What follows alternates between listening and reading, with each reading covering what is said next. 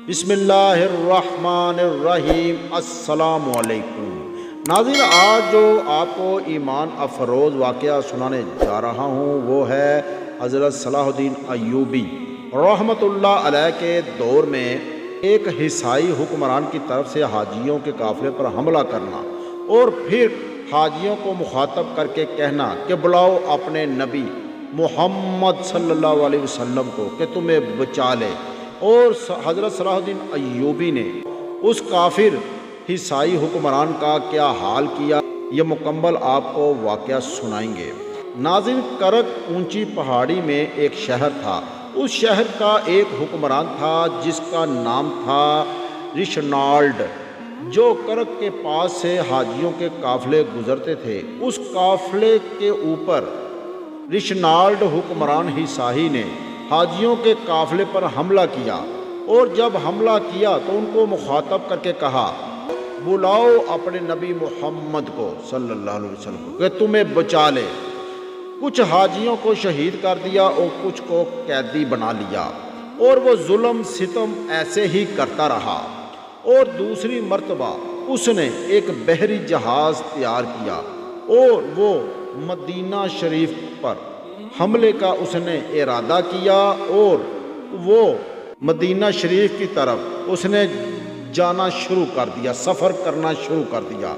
اور جب اس نے حملے کا ارادہ کیا، جب مدینہ شریف کی بارڈر کے پاس پہنچا تو وہاں اتنا آندھی اور طوفان آیا کہ اس کا جو جہاز تھا وہ ڈوبتے ڈوبتے بچا، اور وہ اسی وقت اس نے اپنا ارادہ وہ ترک کیا اور واپس ہو لیا۔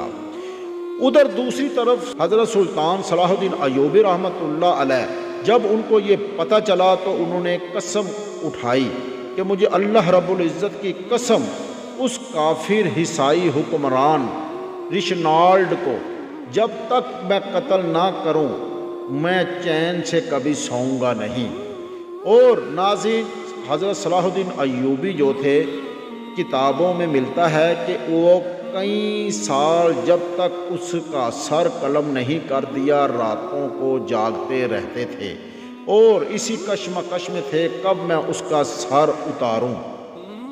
ناظرین، کچھ عرصے کے بعد فلسطین میں بہت بڑی جنگ ہوئی جس میں پورا یورپ باہر نکل آیا، اور ایک طرف اکیلے صلاح الدین ایوبی اپنی چھوٹی سی فوج لے کر، اسلامی فوج لے کر رومن امپائر کے خلاف نکل آئے۔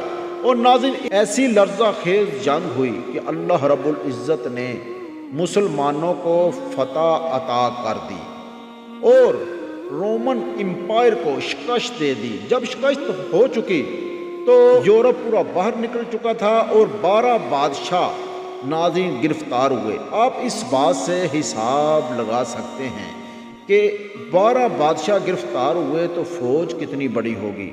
جن میں سے جب 12 بادشاہ گرفتار ہوئے تو ان میں سے ایک گستاخ رسول رشنالڈ جو تھا، رشنالڈ عیسائی حکمران بھی گرفتار ہوا۔ اور ناظرین، جب 12 بادشاہ قیدی موجود تھے اور اس میں وہ گستاخ رشنالڈ جو تھا جس نے کہا تھا کہ نبی کریم صلی اللہ علیہ وسلم کے بارے میں کہ معاذ اللہ محمد کو بلاؤ کہ تمہیں بچا سکے، وہ بھی تھا۔ اور جو بادشاہ حکمران تھے 12، ان کی زبانیں باہر آ چکی تھی پیاس کی وجہ سے، اور وہ زبانیں باہر نکالی ہوئی اور چیخو پکار کر رہے تھے کہ کوئی پانی کا ایک قطرہ ہماری زبان پر ڈال دو کہ ہماری زندگیاں بچ سکیں۔ سلطان صلاح الدین ایوبی نے سبھی کو پانی فراہم کیا، اور صرف رشنالڈ کو پانی نہیں دیا۔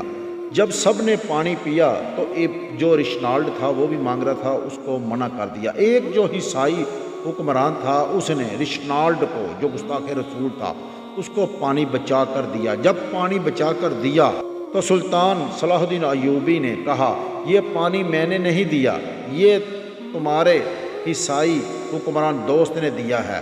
میں اس لیے منع کر رہا ہوں کہ میں نے نہیں دیا کہ اسلام میں یہ شان ہے جس کو پانی پلایا جاتا ہے اس کو نقصان نہیں پہنچایا جاتا، اس لیے پانی میں نے تمہیں نہیں پلایا۔ تو ناظرین، جب وہ سامنے کھڑا ہوا تو آپ نے کہا تم نے ہی اپنی زبان سے کہا تھا کہ بلاؤ اپنے نبی محمد کو صلی اللہ علیہ وآلہ وسلم، تو آج تمہارے سامنے صلاح الدین ایوبی کھڑا ہے۔ اسی نبی، پیارے نبی حضرت محمد صلی اللہ علیہ وسلم نے مجھے بھیجا ہے اپنے غلام کو، صلاح الدین کو۔ آ گیا ہے تیرے سامنے، دیکھ میں تیرے سامنے کھڑا ہوں، جو کئی سال تمہارا سر اتارنے کے لیے تڑپ رہا تھا اور کئی راتیں سویا نہیں، کیونکہ میرے نبی کریم کی بارے میں تم نے گستاخی کی تھی، اور ایک ہی وار سے اس کی جو گردن تھی وہ اتار دی۔ جب گردن اتاری تو آدھی جو تھی وہ لٹک رہی تھی۔ کیوں کہ آپ نے کہا کہ ہم جو بادشاہ قید ہوتے ہیں ہم ان کو بادشاہوں کی طرح ہی سزا دیتے ہیں، مگر یہ کچھ حد سے زیادہ ہی نکل چکا تھا۔ دن کی خاطر دونوں جہان بنے، یہ ان کی شان میں گستاخی کر چکا تھا۔ تو ناظرین آپ دیکھ سکتے ہیں کہ حضرت صلاح الدین ایوبی جو تھے رحمت اللہ علیہ، انہوں نے کیسے اس کافر عیسائی حکمران رشنالڈ کا سر اتار دیا۔ کیوں کہ اس نے کہا کہ بلاؤ اپنے نبی محمد کو صلی اللہ علیہ وسلم کو۔ تو ناظرین یہ تھے ہمارے حکمران۔ آج آپ دیکھ سکتے ہیں کہ کیسے کیسے جیسے فرانس جیسے گستاخ ملک ہیں، وہ نبی کریم صلی اللہ علیہ وسلم کے بارے میں گستاخانہ چیزیں شائع کرتے رہتے ہیں، اور کئی گستاخ پیدا ہوتے ہیں، اور ہمارے حکمران جو ہیں وہ کیسے سوئے رہتے ہیں صرف اپنی عیش و عشرت کے لیے۔ ناظرین نام بھی آج انہی کا ہے جنہوں نے محمد مصطفیٰ صلی اللہ علیہ وسلم کے لیے اپنی زندگیاں قربان کی، اور جنہوں نے عیش و عشرت کے لیے اپنی جو زندگی تھی وہ آرام سے گزاری، وہ دنیا میں بھی برباد ہوئے اور آخرت میں بھی۔ نام اسی کا رہے گا جو اللہ اور اس کے رسول کے فرمان کے مطابق زندگی بسر کرے گا اور اللہ کی مخلوق کا جو بھلا کرے گا۔ ناظرین دنیا اسی کو یاد رکھتی ہے جو دنیا کو دیتا ہے، جو دنیا سے چھینتا ہے دنیا اسے بھول جاتی ہے۔